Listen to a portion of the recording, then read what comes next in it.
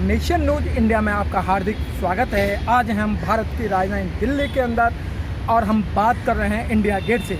हमारे बीच में अशोक तोनगरिया जी जो कि एयरपोर्ट अथॉरिटी से डायरेक्टर हैं और रिटायर्ड हैं, और आज हम बात करेंगे आज जो पूरा देश निजीकरण की तरफ जा रहा है, क्योंकि आपने बहुत बड़ा समय देखा है, आपने सर्विस की है कि एक जो निजी हाथों में जब डिपार्टमेंट चला जाता है उस समय क्या हालत होती है, और क्या कर रहा है और निजीकरण की तरफ जा रहा है। सर, इसका क्या मानना है?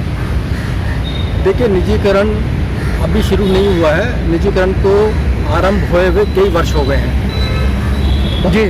हमारे जो फाइनेंस मिनिस्टर थे मनमोहन सिंह जी, और उस वक्त हमारे प्राइम मिनिस्टर थे नरसिम्हा राव जी, उस समय से ही ग्लोबलाइजेशन और लिबरलाइजेशन की पॉलिसी को भारत सरकार ने ले लिया अपने हाथ के अंदर, और ज़्यादा से ज़्यादा बीमार पड़े हुए पब्लिक सेक्टर अंडरटेकिंग को इन्होंने डिसइन्वेस्टमेंट करना चालू किया। ये असली उनका मकसद ये था कि जितने भी जो 200 पब्लिक सेक्टर अंडरटेकिंग हैं उसमें से कितने बीमार पड़े हुए हैं उनको जो है एक प्रकार से गवर्नमेंट अपने हाथ में ले ले या प्राइवेटाइजेशन कर दे। ये एक पॉलिसी बड़ी खुल करके पॉलिसी उस समय की डिमांड थी, उस समय की नीड थी। लेकिन प्रश्न ये उठता है कि जब आप ऐसे एक्शन लेते हो तो इसका प्रभाव जो है वो उनके वहाँ बैठे हुए एम्प्लॉइज़ के बारे में भी हो जाता है। अब यदि आपने एम्प्लॉइज़ कम करने चालू कर देते हैं, कर्मचारियों को हटाना चालू कर देते हैं, रिट्रेसमेंट ज़्यादा करने लग जाते हैं, तो एक व्यवस्था के अंदर गड़बड़ पैदा हो जाती है। पूरे के पूरे भारत के अंदर आज की तारीख में जो ग्लोबलाइजेशन की पॉलिसी है उसको आगे बढ़ाते हुए हमारे वर्तमान के प्रधानमंत्री मोदी जी ये भी उसी पॉलिसी के आगे बड़ी तेज़ी के साथ बढ़ रहे हैं, और धीरे धीरे ज़्यादा से ज़्यादा जो हमारे उपक्रम हैं उनको ये बेच रहे हैं। कहाँ बेच रहे हैं, किस प्रकार से बेच रहे हैं, उसमें ये बेशक बेचे। यदि अगर इसके बेचने से जो पैसा आता है और उससे अगर हमारी इकोनॉमी में कहीं ना कहीं लगाया जाता है और इकोनॉमी सुदृढ़ होती है, हमारी जीडीपी बढ़ती है, तो ये कर सकते हैं। लेकिन प्रश्न ये उठता है कि ये करते वक्त यदि आप हजारों लाखों लोगों के जीवन को बर्बाद कर देते हैं, उनको आप भूखा मार देते हैं, उनकी जो एक जीविका है वो छीन लेते हैं, ये बहुत ही एक प्रकार से गंदा कार्य है, मैं यहाँ तक कहूँगा। इसलिए भारत सरकार को बड़ा सोच समझ करके डिसइन्वेस्टमेंट की पॉलिसी में चलना चाहिए, और ये सोच के चलना चाहिए कि जो भी पब्लिक सेक्टर अंडरटेकिंग प्रॉफिट कमा रहा है, अपने आप पर आत्मनिर्भर है, ऐसे पब्लिक सेक्टर अंडरटेकिंग को तो बिल्कुल भी नहीं छोड़ना चाहिए। इसका सबसे बड़ा ज्वलंत उदाहरण मैं आपको देता हूँ कि मैं जिस ऑर्गेनाइजेशन से आ रहा हूँ उसका नाम एयरपोर्ट अथॉरिटी ऑफ इंडिया था, और इसका भी प्राइवेटाइजेशन कर दिया गया था हमारे टाइम के अंदर। तो उस वक्त हमारे बहुत सारे जो कर्मचारी थे उनको हटाया गया, बहुत सारे कर्मचारी तो जो थे वो GMR में चले गए, और कुछ जो है सरकार के साथ में रह गए। जो GMR में गए उनको शुरू में अच्छी नौकरी मिली, अच्छे पैसे मिले, लेकिन कुछ वर्षों पश्चात ही जब GMR ने अपनी सख्ती करनी चालू करी और अपना जो मैनेजमेंट की सख्ती के कारण हमारे जो एम्प्लॉय थे वो धीरे धीरे वहाँ से निकाले जाने लगे, उनको परेशान किया जाने लगा। ये पॉलिसी बहुत गलत है।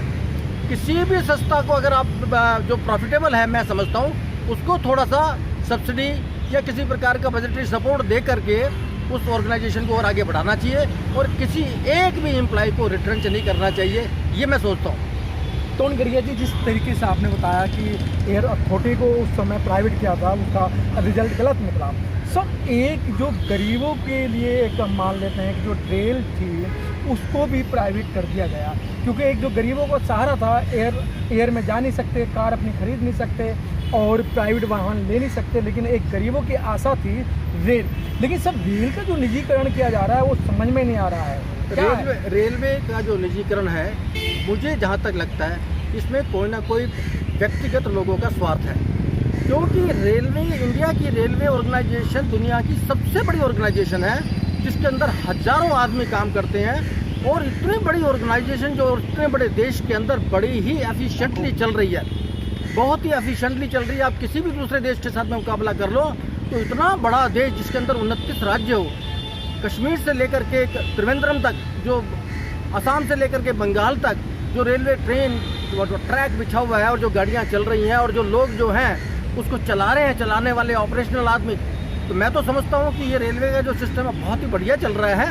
हाँ, आप इसमें नवीकरण कर सकते हैं, नए नए सिस्टम लगा सकते हैं, नई टेक्नोलॉजी को जो है आप इसमें लगा सकते हैं, लेकिन इसको प्राइवेट लोगों के हाथ में देने से होना कुछ नहीं, क्योंकि उनको एक प्रकार से पकाया माल मिल रहा है। ट्रैक बने हुए हैं, स्टेशन बने हुए हैं, सड़कों दूर दूर तक जो है ट्रैक बने हुए हैं, दूर दूर तक सड़कें बनी हुई हैं, दूर दूर तक इनका कार्गो जा रहा है, सामान जा रहा है, लोग जा रहा है, यातायात जा रहा है। तो मैं समझता हूँ इसको तो छेड़ना ही नहीं चाहिए, और यदि आपको इसका सिस्टम को इम्प्रूव करना ही है तो फिर आप इसके अंदर इम्प्रूवमेंट करिए, अच्छे से अच्छे एम्प्लॉय लाइए, अच्छे प्रोफेशनल लोग लाइए, और प्रोफेशनल लोग ला करके कुछ छोटे मोटे जो गंदे किस्म के आदमी हैं उनको निकाला जा सकता है, लेकिन कुछ प्रोफेशनल ला करके बगैर प्राइवेटाइजेशन के, बगैर इसको किसी निजी लोगों के हाथों में देने से मैं समझता हूँ भारत सरकार को इस सबसे बढ़िया उपकरण को अपने हाथ में रखना चाहिए। और यही एक ऐसा ऑर्गेनाइजेशन है जो बड़ा बाकी के मुकाबले में बड़ा अच्छा चल रहा है। सर, ये तो अभी हम रेल की बात की थी, लेकिन जो कुछ ऐसे उपक्रम हैं जो सरकार को फ़ायदा दे रहे हैं, लेकिन सर अब देखने में आता है, क्योंकि आप तो निदेशक रहे हैं, डायरेक्टर रहे हैं, सर घाटे की चीज़ को कोई व्यापारी खरीद सकता है? देखिए, ऐसा आता है, घाटा किस वजह से हुआ उसके एक कारण होते हैं, और उसी घाटे के कारण को प्राइवेट लोग बड़ी अच्छी तरीके से समझ जाते हैं कि ये जो घाटा हो रहा है वो किस वजह से हो रहा है। पहला कारण होता है घाटा होने का ओवर स्टाफिंग, मतलब स्टाफ जरूरत से ज़्यादा वहाँ भर्ती कर दिया जाता है, उसकी तनख्वाह दी जाती है जी। दूसरा जो है वहाँ पर करप्शन इतना ज़्यादा होता है कि 2 रुपये की जो चीज़ है वो 2.5 या 3 रुपये में खरीदी जाती है।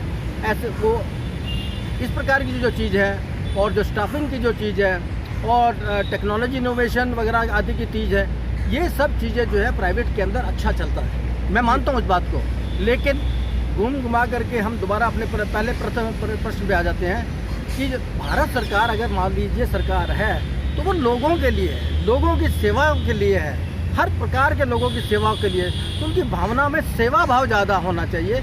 यदि थोड़ा बहुत ऊपर नीचे भी है तो इकोनॉमिक्स के बहुत सारे तरीके हैं जिसके माध्यम से FDI तो एक माध्यम है पैसा लाने का, इसके सिवाय दूसरे भी बहुत सारे माध्यम हैं, लोन्स भी हैं, बोरोइंग्स भी हैं, और विदेशों से इंपोर्ट एक्सपोर्ट पे भी है। कई प्रकार की पॉलिसी लगा करके देश को बनाया जा सकता है, लेकिन प्राइवेटाइजेशन जान के इसलिए करते हैं क्योंकि इसके अंदर सरकार और प्राइवेट लोगों का आपस का एक नेक्सस होता है। उस नेक्सस में ये प्राइवेट लोग जो है अपना सब कुछ कमा करके भी भारत सरकार के करप्ट अफसरों को दान दक्षिणा भी दे देते हैं। लेकिन सर अभी जिस तरीके से ये प्राइवेट किया जा रहा है, और आज देश की, क्योंकि आप डायरेक्टर रिटायर्ड हुए हैं सर, जो GDP है, कभी जब देश आज़ाद हुआ था और आज़ाद के बाद में माइनस में नहीं गई है, तो आज -23 पॉइंट समथिंग GDP जा रही है। ध्यान नहीं दिया जा रहा है सर, सब जो प्राइवेटाइजेशन की तरफ ध्यान दिया जा रहा है, निजीकरण की तरफ ध्यान दिया जा रहा है।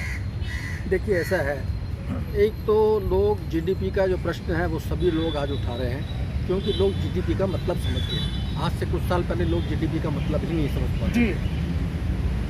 अब GDP का मतलब ये है कि आपकी ग्रॉस डोमेस्टिक प्रोडक्ट, आप कितना मैन्युफैक्चर कर रहे हैं, कितना माल बना रहे हैं, और कितना माल एक्सपोर्ट कर रहे हैं, कितना इंपोर्ट कर रहे हैं, कितनी सर्विसेज वगैरह आ रही है। तो जितना भी जो एक्सपेंडिचर हो रहा है तनख्वाह वगैरह के अंदर, ये सबको अगर जोड़ दिया जाए तो वो हमारा ग्रॉस डोमेस्टिक प्रोडक्ट बनता है जी। इसके अलग अलग 2 मेथड्स भी होते हैं, एक एक्सपेंडिचर और इनकम मेथड्स वगैरह होते हैं।